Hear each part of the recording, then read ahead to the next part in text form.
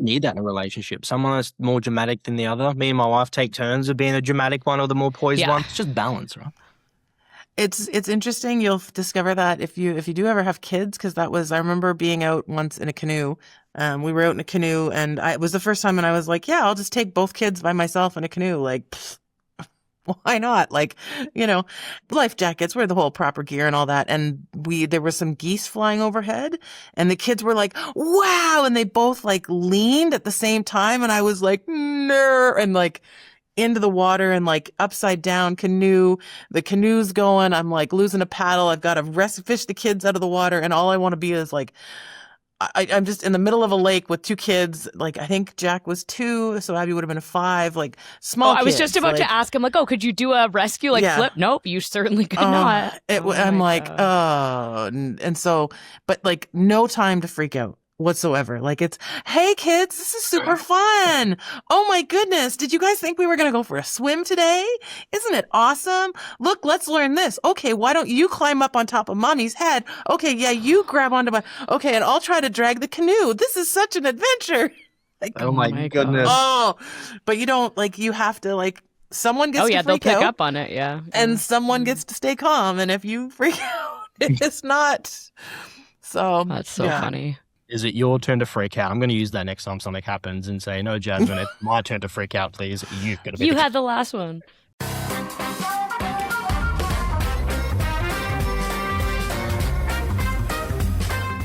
Hello, and welcome back to Random But Memorable. We've got a really interesting one for you today. First, we're diving into OpenClaw, the personal, self-hosted AI agent that can perform useful tasks on your behalf. You'll learn what OpenClaw actually does, why it's exciting, and some of the risks that our own Jason Meller has been writing about. Then, in Crash Course, we're breaking down OSINT, which stands for Open Source Intelligence. You'll discover why publicly available information is a powerful tool in cybersecurity. Later in the show, we'll be joined by a special guest, Kolina Koltai, who's an investigator at Bellingcat. They'll help us unpack this topic of open source intelligence and what it looks like in 2026. Kolina spoke to Wade about how OSINT may be the key to combating AI-powered scams. So whether you're curious about AI agents, online investigations, or just want to get better at spotting scams, you're definitely in the right place today. And I'm excited to get into it all. So Ali, Sarah, what's your strategy for keeping up with all the AI news? Feels like something substantial is happening every week at every moment. Bit of a noisy space, but Ali, I'm curious, how do you keep up with it all?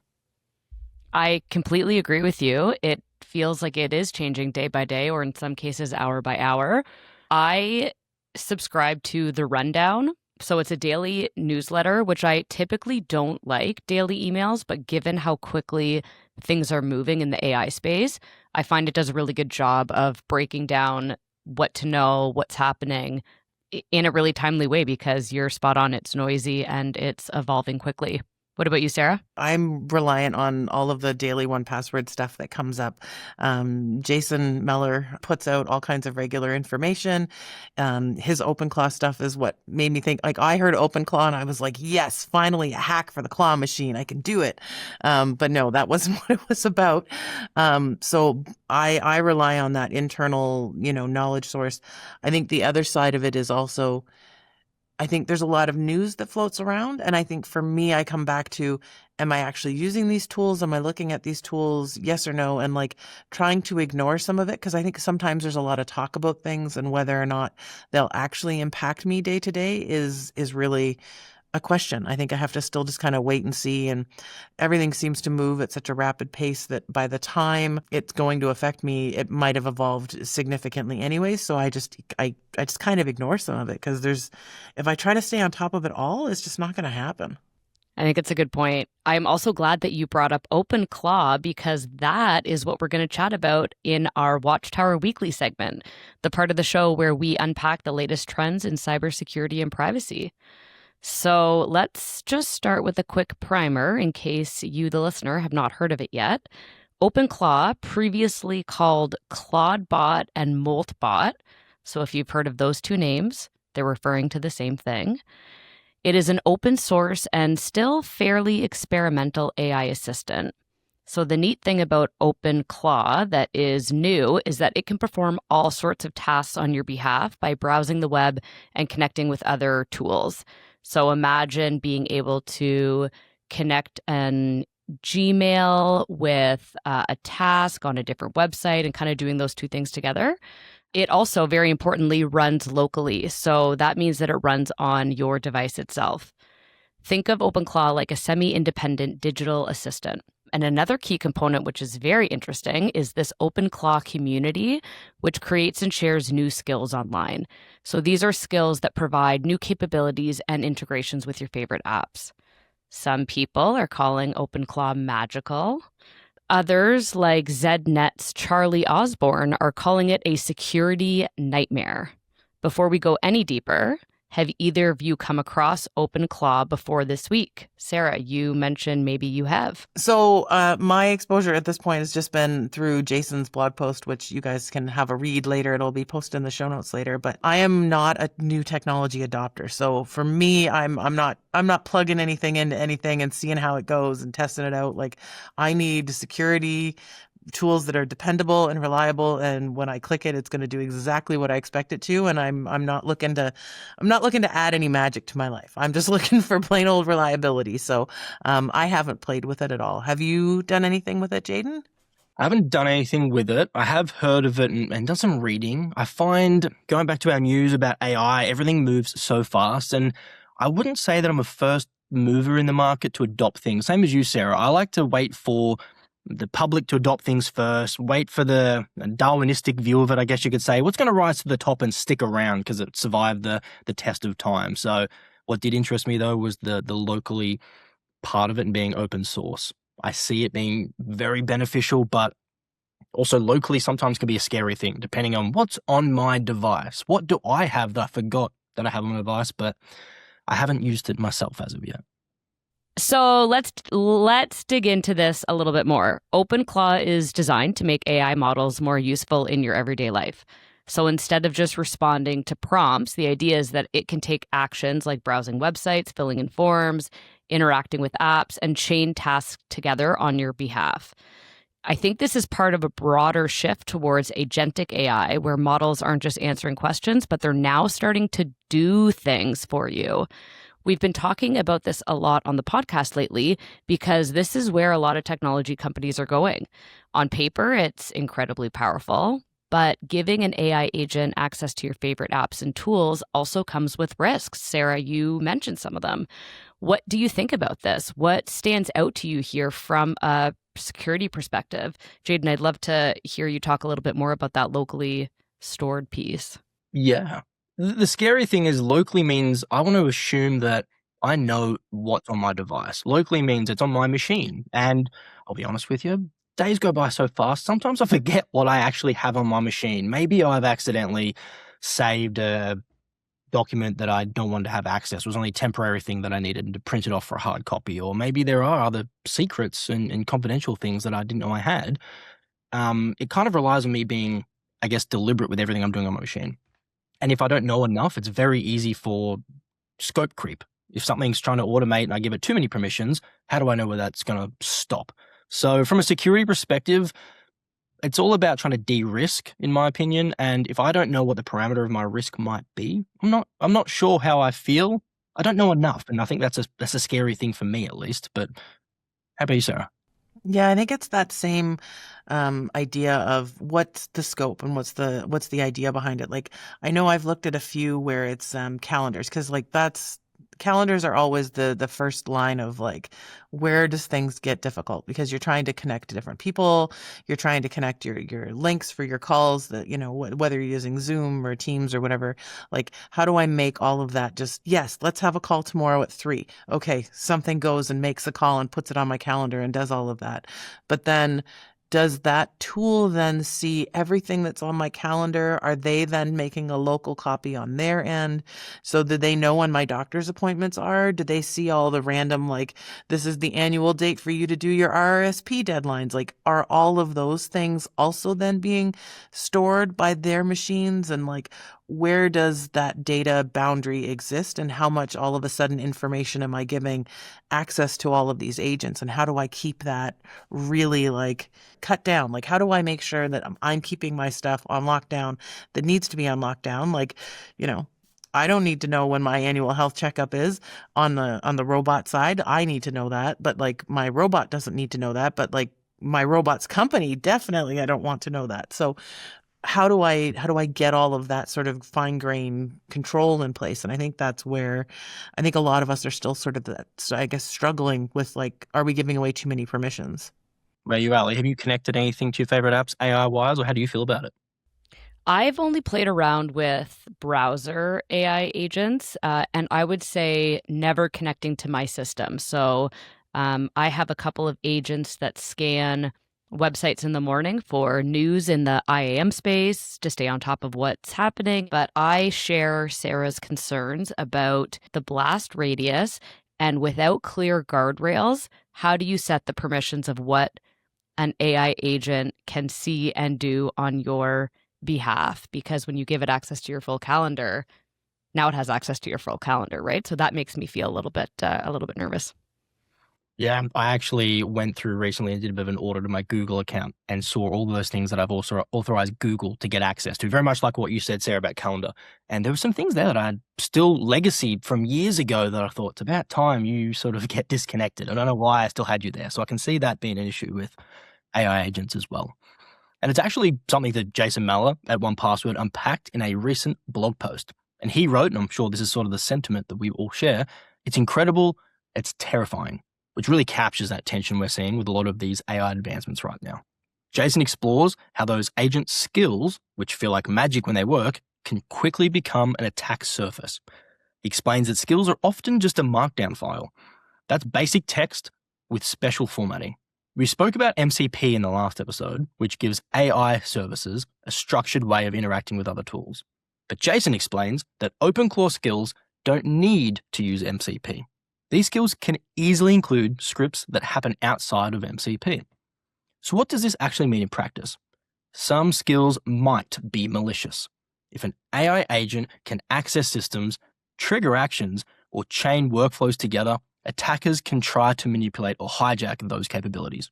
Do you think this feels like a natural evolution of AI tools, or are we moving faster than our security guardrails? It's kind of like this, horse before the cart mentality, but how do you guys feel about that growth? We are absolutely moving faster than our security guardrails in the AI space. I think that this OpenClaw, the weekend it came out, was such a clear example of that. I had friends that said to me, who would want to do that though? That seems risky. But we're talking thousands of users, full access to all their stuff, because we've never seen this before, and it's exciting. But I think it is operating a little bit faster than the traditional security tools are developing and working. And I think part of that is also we're just in a totally new territory. We're seeing things happen that we've never seen happen before, right? So it's a unique time. Sarah, what do you think? I think, in the immortal words of Dr. Ian Malcolm, we were so busy wondering if we could, we didn't question whether we should, which now I think I've probably not done that quote exactly right. But, I think that really comes down to technology is just moving so fast, and people are trying to, and it's a good thing. People are using their creative skills. They're trying to see what they can do, but then it comes back to, where are the guardrails? We're so busy trying to see if we can make it work that we don't think about if we should have done that. So it will be interesting just to see how that continues to go forward. It is worth noting that the OpenAI group just hired the creator behind OpenClaw. It suggests that this isn't really just a niche experiment, and it could influence how mainstream AI agents are evolving. I think this is where things will get interesting from a privacy standpoint. In the future, when an AI agent acts on your behalf, it's going to need your credentials, tokens, API access, or at least some scoped permissions, which raises questions like, how are the permissions granted? How are they limited? What happens if an agent gets tricked? Like, can an agent be scammed into doing something malicious or giving away information to the wrong person? And then when or if that happens, who becomes accountable if and when something goes wrong? I don't want to be all fear-mongering about all of this, because I think it's interesting to understand more about this and how this new autonomy can change the risk model. New technologies are always providing new security challenges, which we always need to problem solve and learn from as to how we can navigate them safely. But I think that's probably what makes the industry so exciting. And this is just really no different. This is just another new challenge that we have to model around and work around and try to come together to figure out how we're going to solve it. And I think that's something we're thinking about a lot at 1Password right now. I'm not sure about other organizations. Do you all think that this is something other organizations are thinking about with AI agents in this way?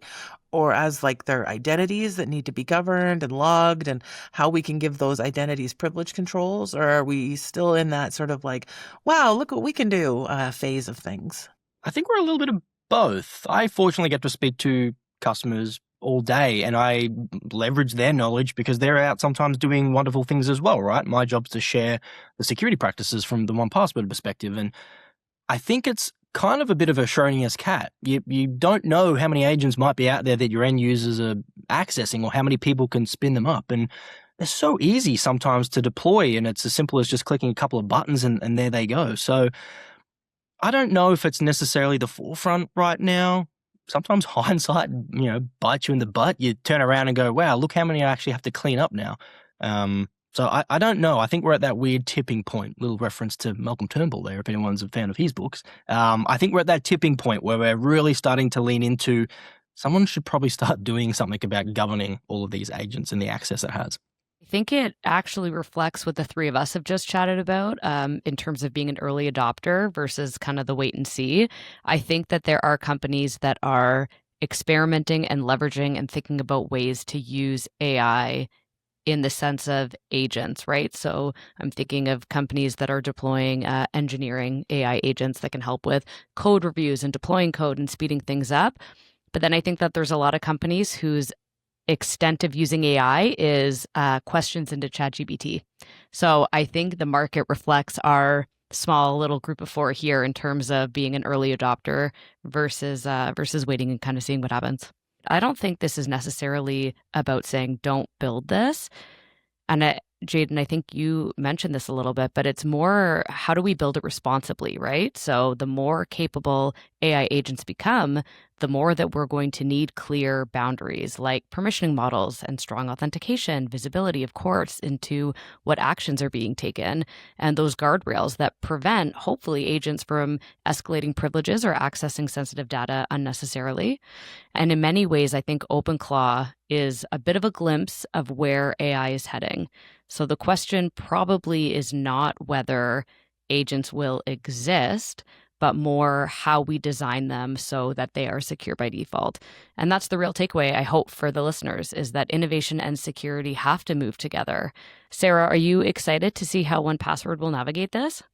I mean, I'm biased, obviously, but 100%. I think, from our beginning, security by design, it's not just a thing we talk about. Like we really are focused on user security, and, we don't want to know your passwords. We're happy to tell you whether they're good or bad, but we don't want to know them. So I think, knowing how we work and knowing, like, at the end of the day, this was a problem that we needed to solve. How do I have all bazillion passwords and not remember them? How do I get in and out of all of these sites easily? Knowing that we're using these tools and how do we use them safely, I think it really gives us the positioning where it's important to us to do it right because we're going to use it. So because of that, I think it gives us a really good opportunity to really see how we can use these agents and use all these new technologies and put it all together, but do it in a way that makes everyone's lives better. I completely agree. I think things are moving quickly in this space, but I agree with you. I think 1Password is really uniquely positioned to make this new autonomy and this new world safer for everyone. We will drop links to Jason's blog posts, an OpenClaw explainer, and the latest reporting in the show notes so that you can explore this topic further on your own. But with that, I think we can move on to Crash Course. Jaden, what do you have for us today? I have another wonderful acronym for everybody out there. OSINT, or OSINT to break that down. And that's what our crash course topic is. That is short for Open Source Intelligence. So like I said, another acronym, if we had $1 for every acronym, guys, geez, we'd be sipping beers on the beach somewhere nice and sunny, right? Going back to Sarah, the wading in that ocean that we want to do.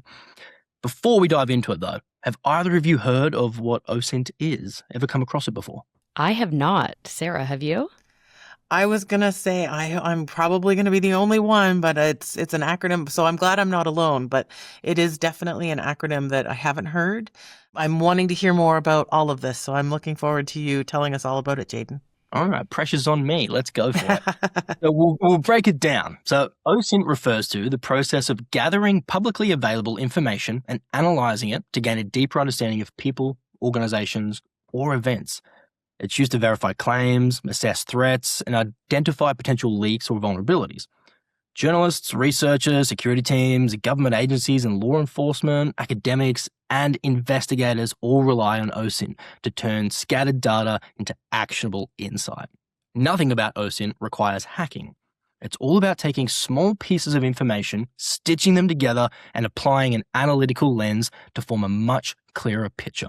That information could include social media posts, company websites, public records, news articles, data breaches, forum posts, metadata attached to photos, anything you can surface online or through other sources of publicly available information. Hopefully that helps break it down a little bit, Sarah. It does. I think just putting all of the pieces together, I think very much a digital jigsaw, because I think you think of all the movies where people are like doing the thing with the hand and then they pull this screen and, it's taking all of that information and collating it into one thing and then trying to pull all that information together. I think, is that kind of the right picture of where I'm headed? That is exactly it. And now you've got me scared that we'll never see those movie scenes anymore where they're using the red string. Is it just going to be a person at a computer going, run OSINT sort of agents, and it does it by itself? Not as Hollywood-esque, but you're right. On their own, each detail might not matter, but added together with additional context and critical thinking, they can reveal how an organization operates, what tools they use, and other areas that warrant closer scrutiny. And one of the most well-known examples of an organization that relies on OSINT is Bellingcat, an investigative collective that has uncovered war crimes, disinformation campaigns, and covert state activity.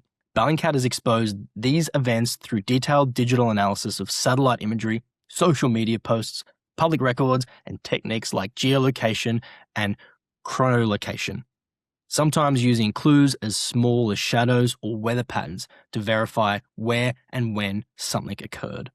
From what you're saying, Jaden, it sounds like OSINT really highlights how your personal and identifiable data could be used for both good and bad. Yeah, that's true. While OSINT is often associated with investigative work and research, and most importantly, cybersecurity truths, public information adds up. Recognizing how small details combine into a larger picture can help organizations and individuals make more informed decisions about what they want to share. That broader awareness can help teams and individuals guard against cybersecurity risks, specifically scams like phishing, where credibility often depends on the details that feel familiar and legitimate. So now that we've unpacked it, I'm curious whether either of you have seen any of these real-life OSINT investigations in the news, or have you been impressed by what investigators have been able to even conclude from digital breadcrumbs? I'm trying to think of something I've seen in the news where I'm like, yes, but I think if anything, I think it's more I've seen people trying to present some misinformation about things. And then, you turn around and it's like, well, according to this evidence and this evidence and this evidence and this evidence, that you're trying to tell me is what happened is obviously incorrect. And I think that's where it really starts to challenge a lot of widely held beliefs. And I think those misinformation things, it's a really hard thing to come to around, where do we find all of that information and who do you trust as to be a reliable investigator? Like, who is that truth source for you and how do you find those information bits? It's just going to be that much easier to turn around and say, let's look at the actual evidence and let's look at what's physically there. And I think then that comes back again on all of us to turn around and say, what information am I leaving out there? Like, Hansel and Gretel, like what kind of breadcrumbs am I leaving when I'm on my trail? And I think it just becomes more important that we as media consumers really, really look at those sorts of information pieces and turn around and say, what am I believing here? Like, so I think that's going to be the other side of that challenge. I think that's great. And I really love how you broke that down in the example you gave, Sarah. And it really sets us up perfectly for what's coming up next. Because speaking of Bellingcat, earlier this week, Wade sat down with Kolina Koltai, who is actually an investigator at Bellingcat. Kolina's work focuses on these kinds of digital investigations, including how scams spread, evolve, and hide in plain sight across social platforms. In this conversation, Wade and Kolina dig into how AI is reshaping scams, what digital breadcrumbs fraudsters almost always leave behind, and how everyday people can adopt a bit of a OSINT mindset to better protect themselves. So, Wade, it's over to you. Our guest today is Kolina Koltai, an investigator at Bellingcat, the open source intelligence collective known for uncovering the people and networks behind some of the world's most complex online stories. Kolina's work focuses on digital investigation, influence operations, and online harm, including how scams spread, evolve, and hide in plain sight across social platforms.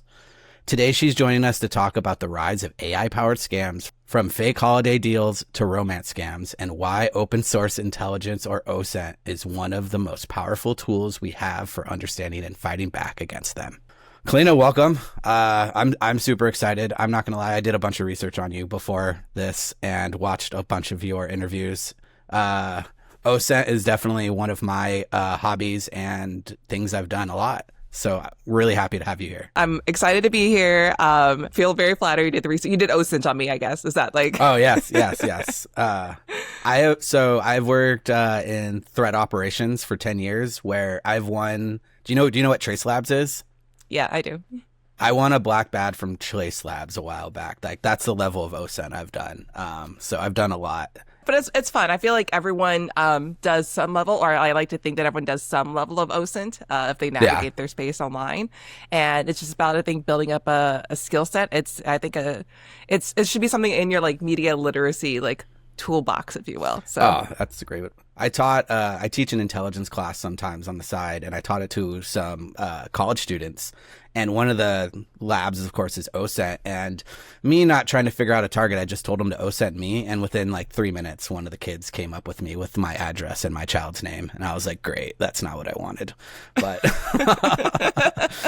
that's what I get for asking. But so let's start with the basics. What is open source intelligence, or OSINT, and how do you usually explain it to people outside of the world of investigation? Yeah, that's great. I kind of sometimes think about what I would explain this to, like, say, someone like my dad who's in his 80s, where he's like, what are you talking about? And I feel like OSINT also is a really loaded term because it oftentimes has a lot of connotations related to like military intelligence or government intelligence.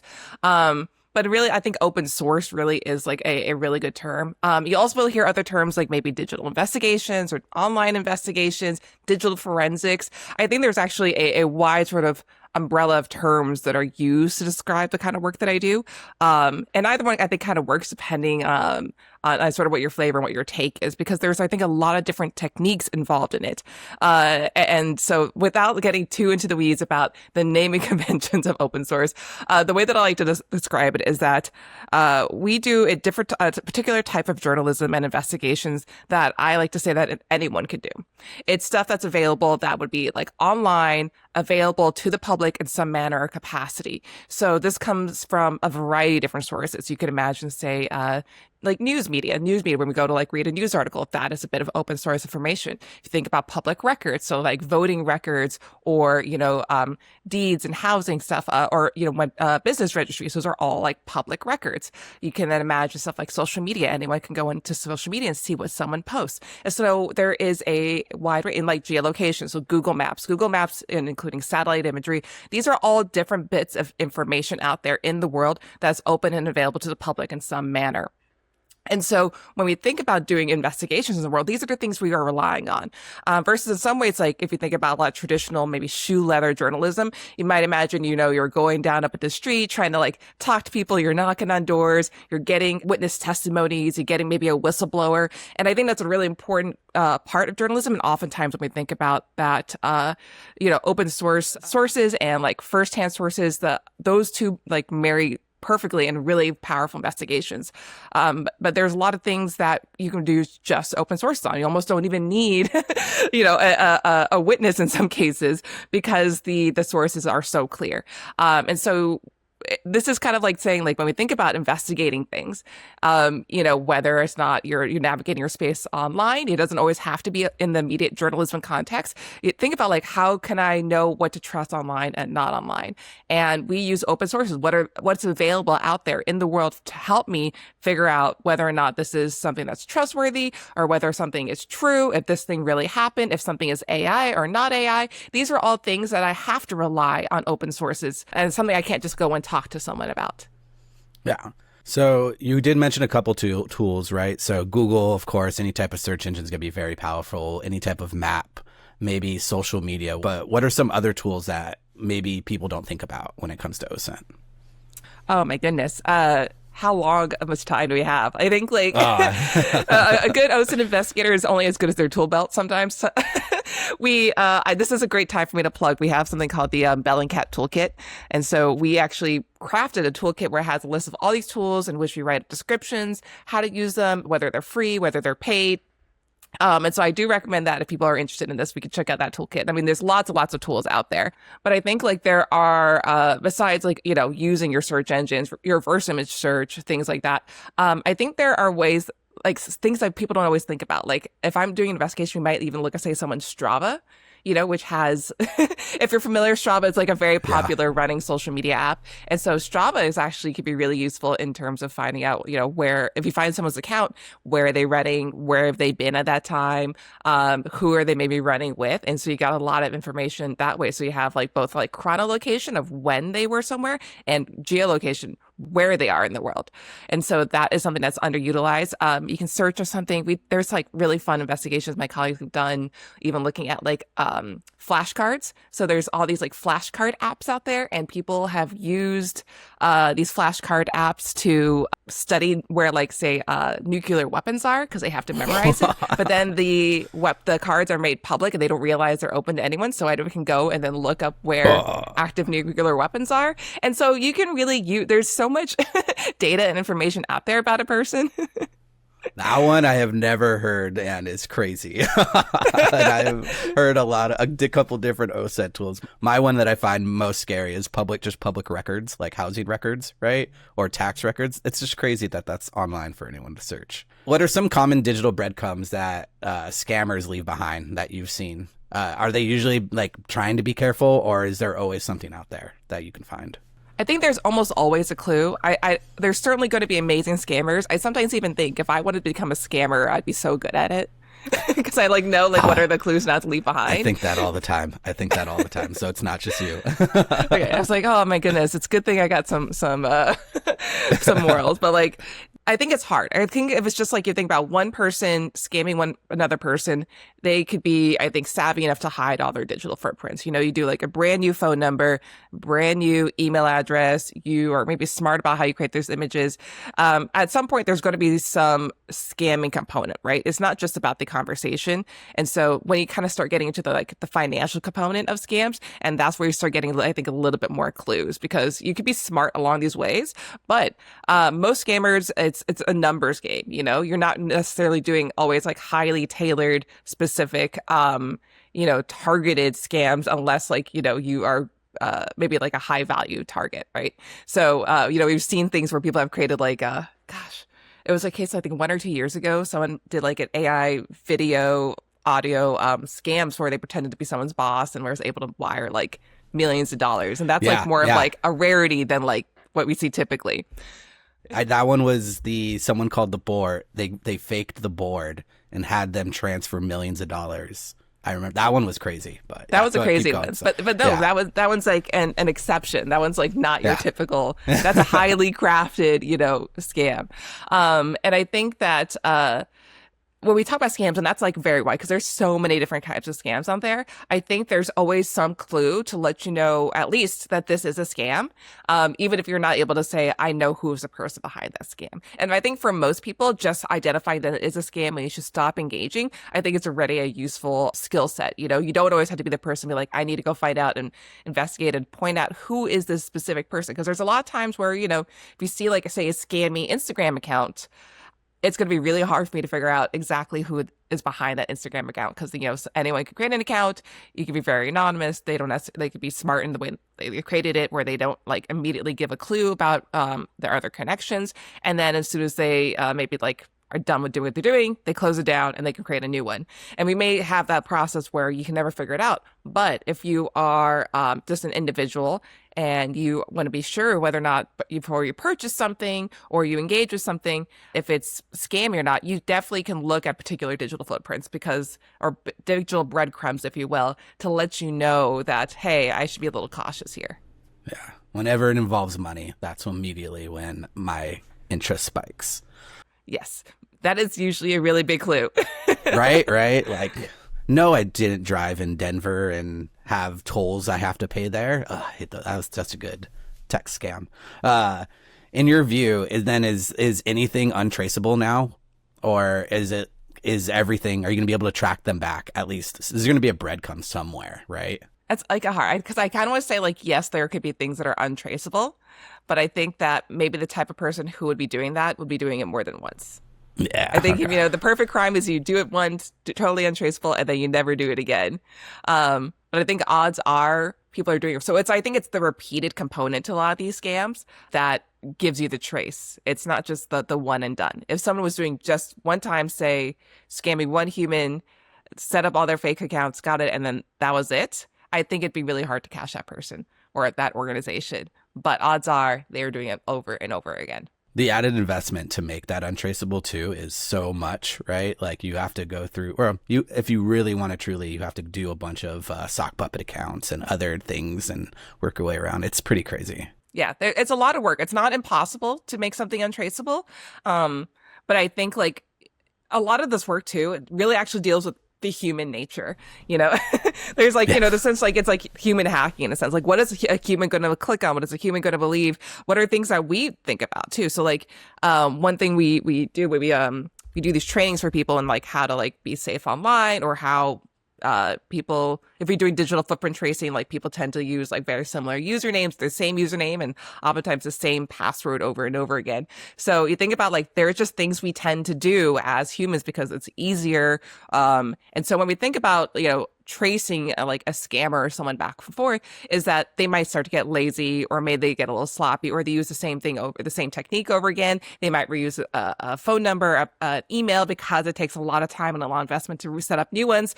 And so the art and work of like digital investigations is just oftentimes building off like a collective bit of information that you have. It's never just like one little piece of data. It's oftentimes, you know, hundreds, if not thousands of pieces of data that we're relying on when we're conducting an investigation. So in this world full of AI generated content, scams, and misinformation, why is OSINT such a powerful tool right now? I think OSINT is really powerful because I don't know of a better way to address it. I think it's like the only way, if anything. So if you think about different things like misinformation, scams, AI generated content, meaning like images or video, or maybe even text in some cases, or audio if you want to get into that. You think about the goal of that is to somehow like deceive you in some way, to convince you of something, or to get you to purchase something. There is some sort of like manipulation happening. There's something that's inauthentic. And a way to think about like, how do I figure out what is authentic, is being able to double check things through other sources. So when, you know, you are, say, if you're fact checking or doing any journalism, or even if you think about something like, let's say you are looking for a new restaurant to go to, and you want to say, I want to look at the reviews. And part of that, you say, like, if you see only one review and it seems like really weird, it's kind of sketchy. It's like, oh man, everything was here. The dancers at the, they're like, the dancers at the restaurant were amazing. And they had these big volcano cakes and all this. And we were like, wait, that sounds crazy. And then maybe you go check other sources. You maybe maybe check other reviews. Are the other reviews saying that? Or maybe a review from another site, like a Yelp or something. And the way that you go and fact check or whether or not you should trust like one person's review is by looking at other sources. You don't ever just read one person's Google review. At least I don't. I don't know if that's like me assuming, but if you're trying to evaluate, maybe you read like 2, 3, 4 different reviews.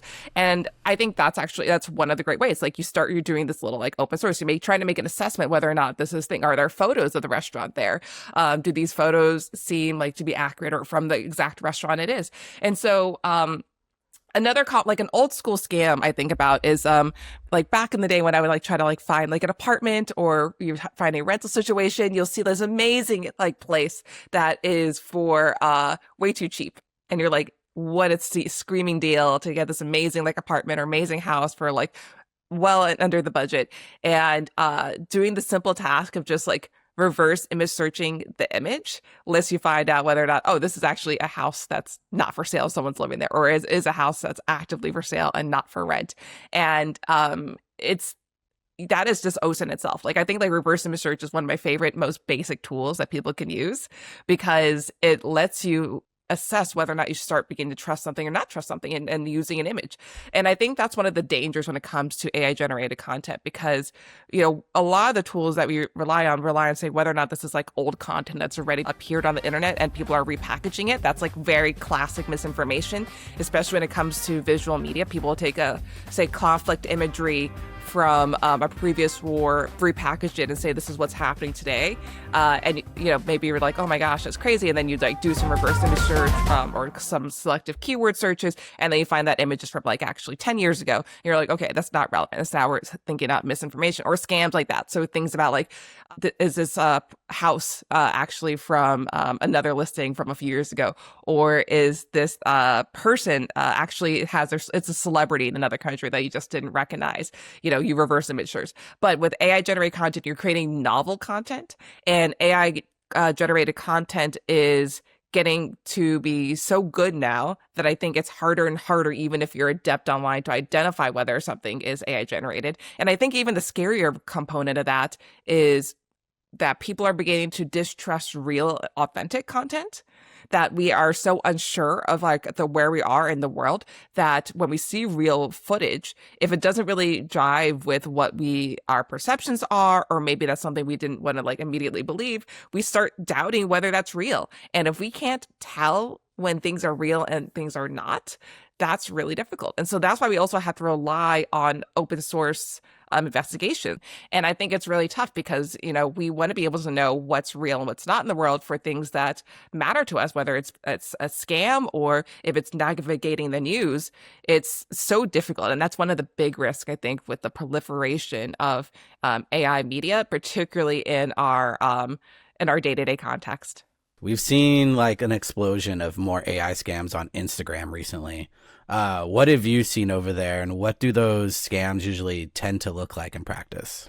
Oh my gosh, there are so many different kinds of scams on Instagram. I feel like that is like a hotbed, particularly when it comes to like AI generated content.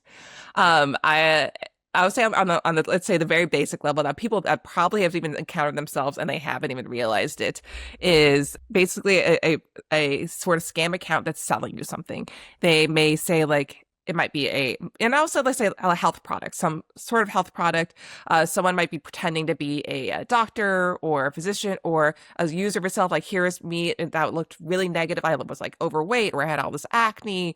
I was very unhealthy, but now look at me, and I'm like hot, and I'm young, and I'm beautiful. Or, oh, I'm a physician with 40 years experience, and this is something that I've seen. This is the secret thing to make you lose weight, or the secret thing to help your skin get better. And here it is.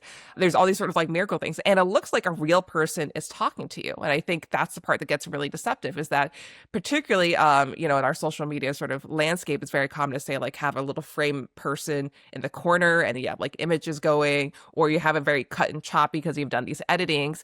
That kind of style of videos, which are very popular on social media, makes it also really easy to be generated using AI content that does really short clips really well. And actually, there are whole businesses out there. I don't even know if people realize this.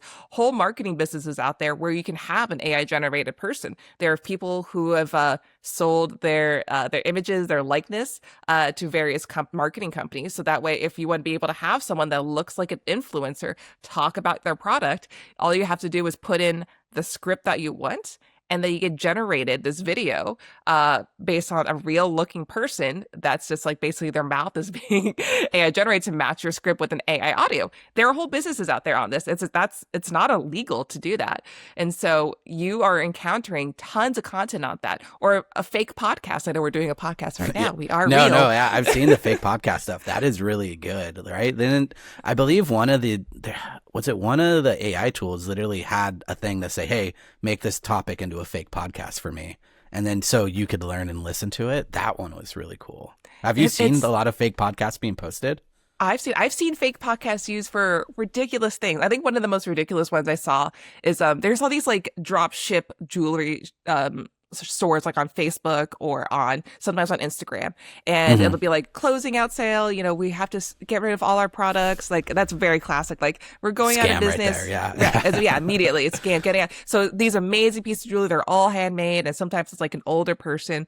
There is this scam that was getting a lot of attraction for a variety of different businesses, so not just one, where they made it seem like someone had passed, and so like, oh, this is a husband-wife business, they've been together for 40 years, husband passed, and so I'm selling the business and everything.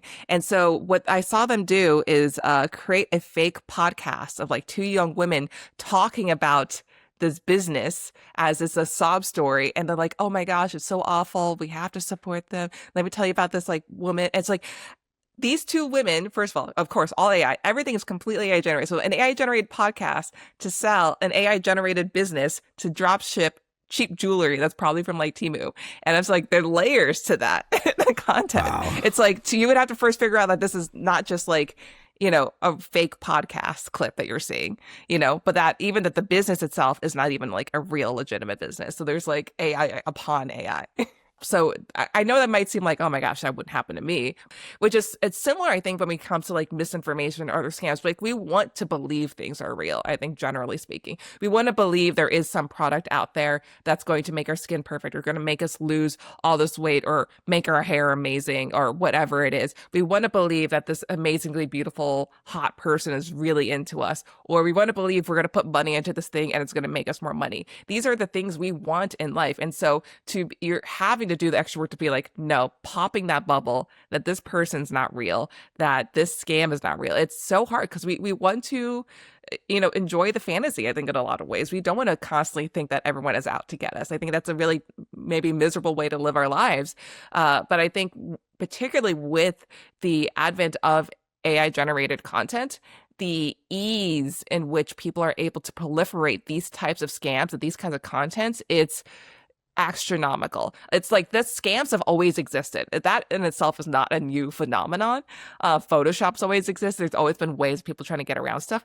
But I think the way it's like throwing gasoline on the fire. It's so much easier for your average person to do that. The amount of work it takes is minimal. And so that's why it's like never been a better time to be a scammer, maybe.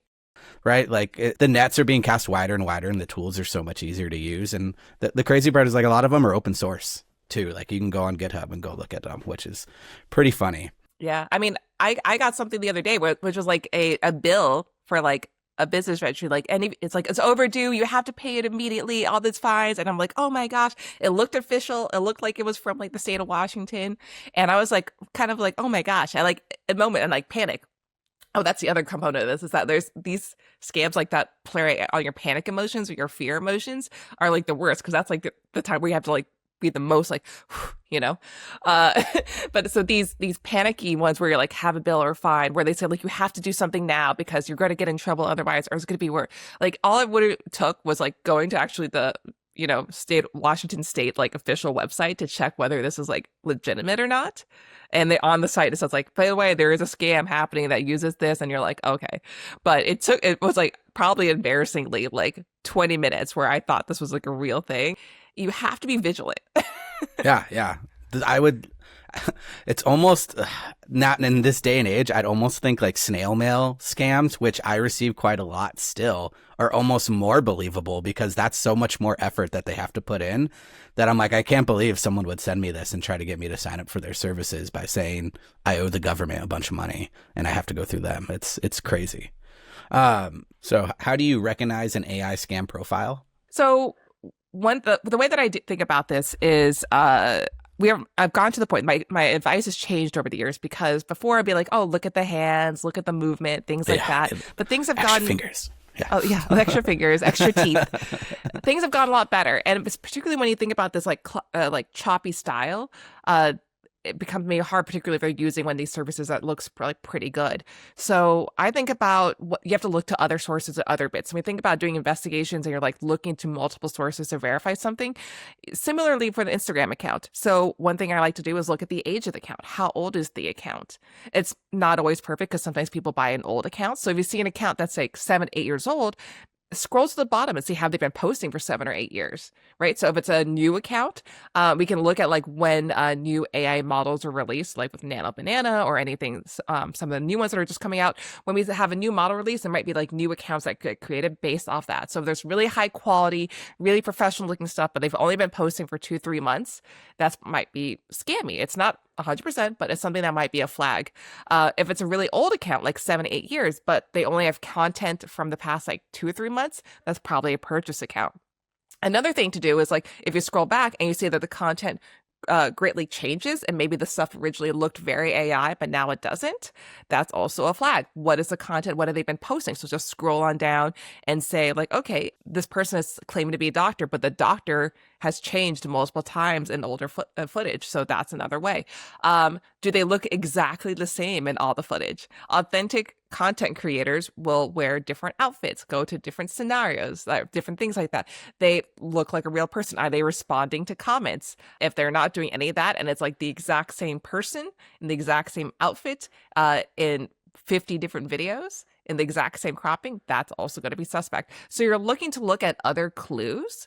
If they reveal a name, like I am Dr. blah, blah, blah, or my name is this, like search that name, screenshot that person, see if do they exist anywhere else online besides Instagram? That's another thing. And I think at the end of the day, what are they selling you? Are they selling you a product to purchase? And if they are, that immediately is going to be a red flag. Well, one thing I just learned from one of our internal recruiters is looking at people's LinkedIn profiles, right? Because there is a lot of scams going on there, which is interesting. But I didn't realize that the date of creation was actually hidden inside the profile under like 2 tabs. And I have uncovered several interesting investigations via just that information alone. But some great advice there. Yeah, absolutely. I think we have to look to other clues, and that's what we would do in any investigation, right? You don't just rely on just the content itself. You look at everything you can about it. You know, you can look at the followers, who are they following as also another indicator, which is something we would do for like any social media platform. I think, you know, you have to look at all the information available to you to be able to try to determine whether or not something is real or not before you just give your money over. Yeah, like I'm not the best social media person, but it's like follower to interaction as well, right? Like if they have a couple million followers but no one comments, that's little sus. You can be purchased. You can definitely purchase. Yeah, especially like if an account's 3 years if an account's 3 months old and they have like 1 million followers or they have like 500,000 followers, no one's getting that kind of amount of engagement that quickly. And yeah, you look at how many comments they're having. Are they authentic comments? Or they like just taking a time like and seeing how other people are also interacting with that creator. Google that account. Like just put in that username and see what else comes up about people talking about it, maybe on Reddit.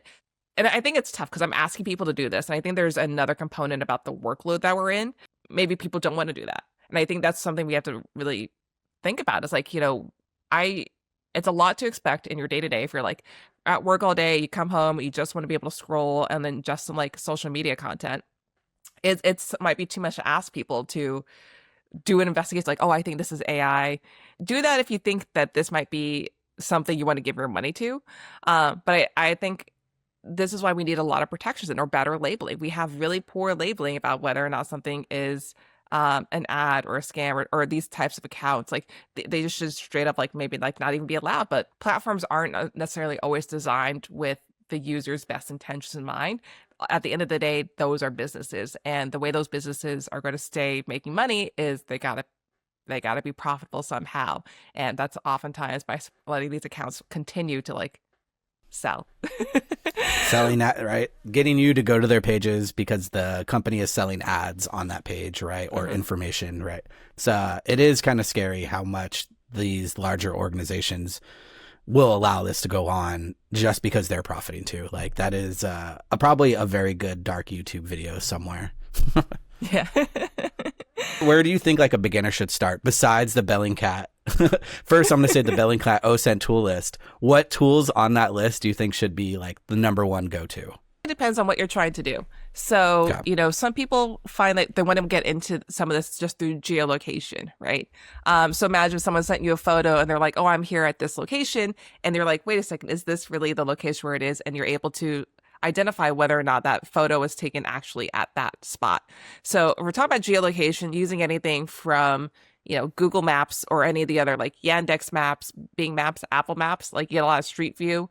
You could also use a variety of satellite services. I think like Sentinel Hub is a free satellite service in addition to like Google Earth as well. So those are like really great intro tools for that.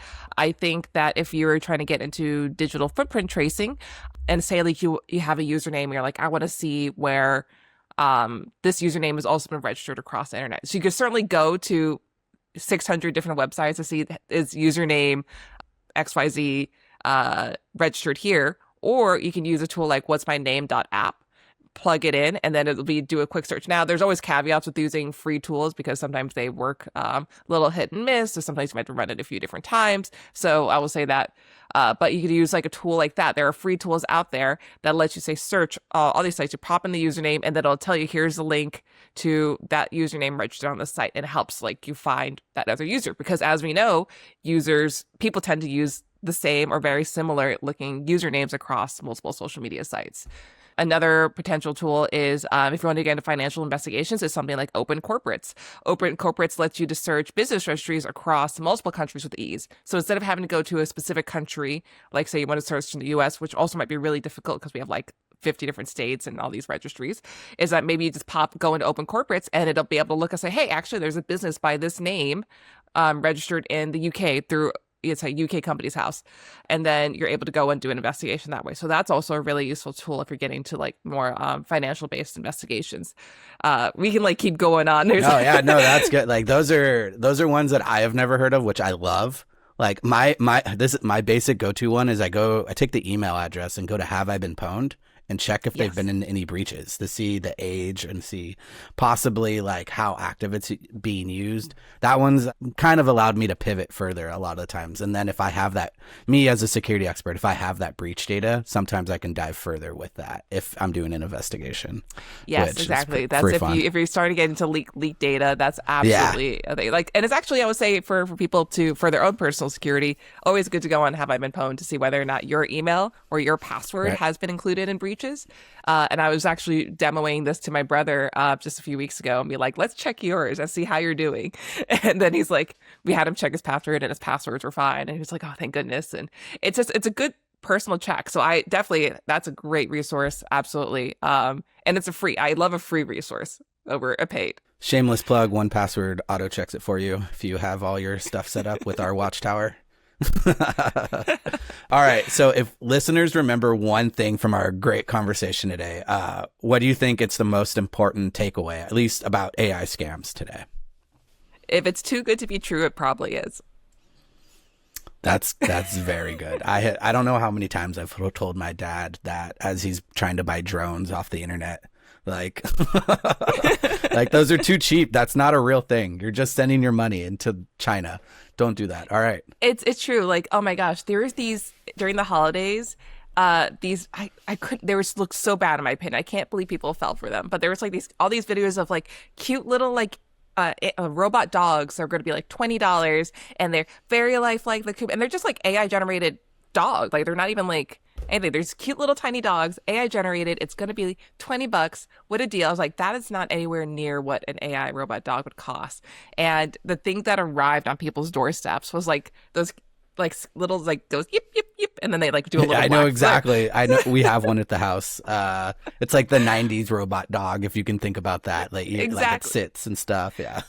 And so it's just like this little tiny thing, but like all the footage online that like when they're selling it, it's just like looks like a real puppy. They're like real puppy life action. It's like that wouldn't be robotic at all. And to me, I think it's like obviously it's too good a deal. It's $20 for the most advanced robotic dog that looks like a real dog. Absolutely no way. I think one of the subreddits is kind of fun for this is our expectation versus reality, I think. Okay. And it's like people will post like something they think or that someone ordered that they think is what they're going to get and then what they actually got. And it is always hilarious. And it's like, how are people falling for this? But people still are. So I will continue to do this work. Please, if it's too good to be true, it probably is. You're probably not getting the most amazing, beautiful, handcrafted sweater for $10. A while back, so I'm a nerd. You could tell by my background with all the nerdy stuff. But I played D&D, and there was this really cool, interesting new projector that would project the D&D map on a table for you. And I was like, this looks great. And there's all these videos of it, all these people using it. And I'm like, and it's only $100. And I started deep diving it, and I realized there were no reviews about it anywhere. Like no YouTubers, no nothing. And then I'm like, okay, I'm going to wait a couple months. And then all of a sudden there's YouTube reviewers all over it saying like, hey, this is a total scam. These are all AI generated. Don't buy it. It's just like a trash projector from China that doesn't work. I was in awe about the level of sophistication they used in order, and they almost got me. Like I almost did. It was only $100. I was like, okay, because you want it to be real. You want it. I wanted it so bad. All right. So finally, where can folks go to learn more about you, Bellingcat, or the work you're doing? Yeah, I would say go to bellingcat.com. That's where we post a lot of our investigations. It's not just all like scam stuff on there. We do a lot of wonderful, all open source investigations on a variety of different topics. So always go check it out. We also, if you're interested in getting into open source investigations, we actually have a Discord. So you can go to the Bellingcat Discord, and it is a really amazing community about maybe like 50,000 people in there already. Oh wow, it's huge, good. And it's it's actually great for like just getting like news sources from around the world, different techniques, different tools, being able to like figure out and do like investigations. We do also Bellingcat challenges. So if you want to start practicing yourself and want to be like whether or not you like doing open source investigations, we set out monthly challenges for people to try out, and also people talk about how to like solve them and figure it out together. Also in the Discord. So those are also really great places. You can always check us out on Blue Sky. We post videos on YouTube. We are all over the place. And I'm also on Blue Sky. So if you have questions, you can also feel free to like at me. I can't guarantee I'll respond, but we try to be a really helpful community of people. Awesome. Well, Kolina, it was an awesome interview. I truly enjoyed it. And you've also taught me quite a lot. I am definitely going to work your online investigation toolkit into a bunch of my workflows now. Oh, I'm so glad. And we're constantly updating it. So that's the thing. We, as you know, putting something out there and then keeping it updated is always a lot of work. So everyone go check out the Bellingcat toolkit. It's a really great resource, especially if you're just trying to figure out, what tool do I need to do? Like what tool exists out there in this problem that I have? Check it out. It's a good starting point. Awesome. Well, thank you very much. Thank you. And hopefully everyone enjoyed it. All right. Thank you very much to Wade and Kolina for that conversation. A lot of great stories in there. And I think lots of stuff for us all to think about as we go forward.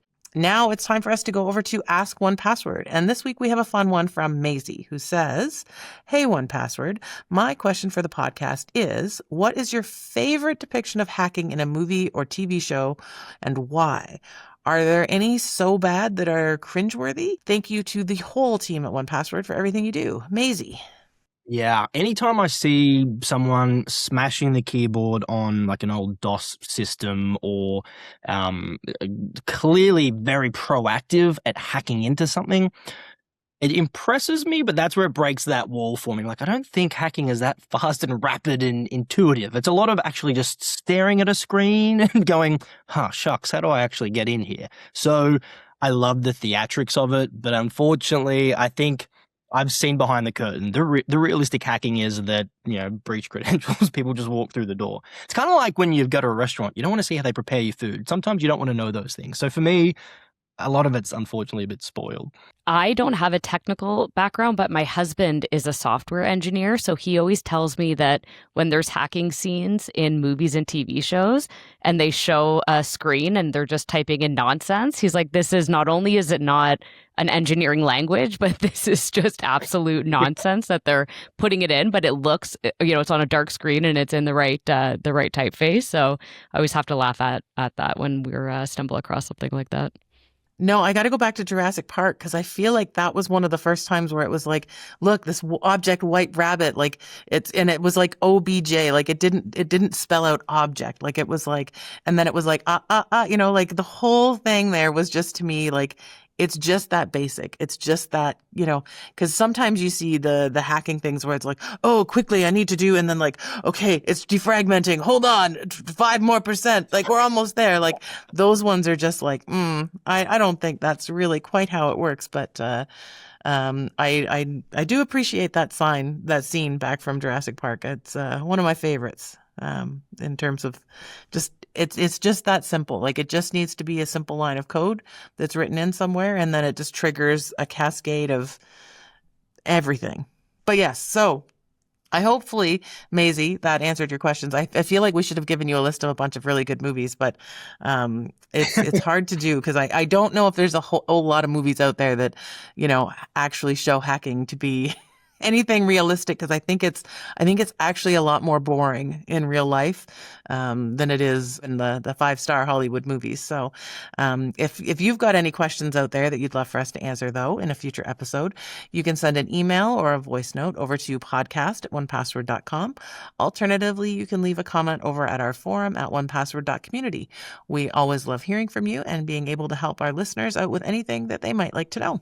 All right, it's time for our security game, and this one is called Identity Theft. Shall we hit it with the jingle? It's identity theft. Guess who they're claiming to be?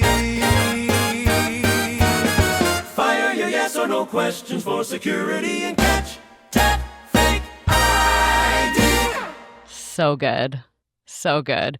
Okay, welcome to Identity Theft. This is basically our security spin on the classic Guess Who game. It's mine and Jaden's first time playing this one, so let me give you a quick refresher of the rules. I, the host, am secretly pretending to be a well-known person, celebrity, or fictional character. Sarah and Jaden can ask me yes or no questions to narrow down who I am. At any point when they think they know who I am, they can buzz in. But here's the catch. To buzz in, they need to shout either single factor or multi-factor. If they shout single factor, that means they can name who I am. If they get it right, they'll earn the point. If they shout multi-factor, they have to name who I am and give 2 correct facts about me. If they pull that off, they'll earn 2 points. We do have to stipulate that this is not how multi-factor authentication works in reality, but it is a fun way to make us sweat some more, and a healthy reminder to turn MFA on for added protection. Or in this case, extra points. If Sarah or Jaden guess incorrectly, they are locked out for 1 minute, and play defaults to the other person. So now that we have refreshed the rules, I'm going to give you 1 clue to get you started, and then you're on your own. All right, it's time to guess whose identity I have stolen today. Your clue is, I was fired from a newspaper job for lacking imagination. Oh, I'm trying to think the last time I picked a newspaper up to even think who worked at a newspaper company. I am horrible at these games in that I don't know people. And then I also am like, hey, could it be this person? So I'm just going to reference that flat out because I already think I know who this is. And I have no idea if I'm right or wrong. But I'm not going to do what I normally do and just shout it out. I'm going to ask a leading question. Are you male? Yes. Okay. Ooh. Are you North American? Yes. Oh, the pause. Okay. Is this from, are you like a newspaper job back in the olden days where newspaper was an actual like print media newspaper job? Yes. This is going to be killing people listening along at home because they're going to be shouting at wherever they're listening to this, Sarah, saying, this is what it is. You guys should be getting it already. Are you lacking imagination? Were you a journalist? No, I don't think so. I'm going to say confidently no. Okay. I'm gonna go with I gotta buzz in with multi-factor. Because here we I feel go. like if I'm wrong, if I'm right, I'm going to keep asking questions that are going to tell Jaden where I think I'm going. And if I'm wrong, I'm like way off. So I believe you are Walter/Walt Disney, and your brother is Roy, and that's another piece of information. And you have theme parks that you've opened up all around the world, and California was your first theme park. Ding, ding, ding, ding, ding. I don't know if that's the jingle we play, but that is correct. Yes. Sarah. Okay. Coming in. In 1919, so certainly, Sarah, yes, back when the newspaper was a real print gig, Walt Disney was fired from the Kansas City Star newspaper because his editor claimed he lacked imagination and had no good ideas. Despite this and subsequent bankruptcies, he persisted, creating Mickey Mouse and building the now multi-billion-dollar entertainment empire. So a powerful reminder to preserve in light of failure. Wow.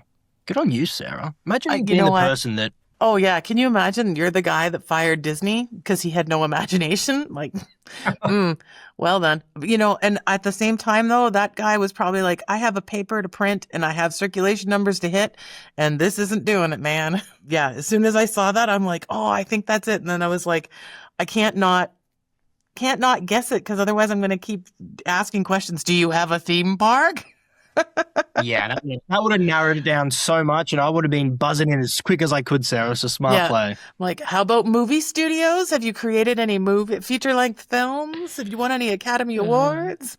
You know what? Yeah. I love that you lowered the bar for yourself, though, too. You said, I'm not usually good at this, and then instantly, like, bam, got it. It's almost like a bit of a shark when it comes to the game, Sarah. My guess is, like, Anna's like, okay, we got to pick something that someone's going to know. Too funny. Well, guys, that is the end of the show. A huge thanks to everyone for listening and to Kolina from Bellingcat for joining us today. If you want to learn more about anything we discussed in today's episode, you can find all of the links in the show notes. And if you want to keep the conversation going or recommend a future guest, head over to onepassword.community or comment and subscribe to the Random But Memorable YouTube channel. While you're at it, you can also review us on your favorite podcast app. Really helps the show find new people and allows us to keep making those episodes. But with that, I think all that's left to say is a big thank you and a fun show today. Thank you, Sarah. Thank you, Ali. Thanks, Jaden. Perfect.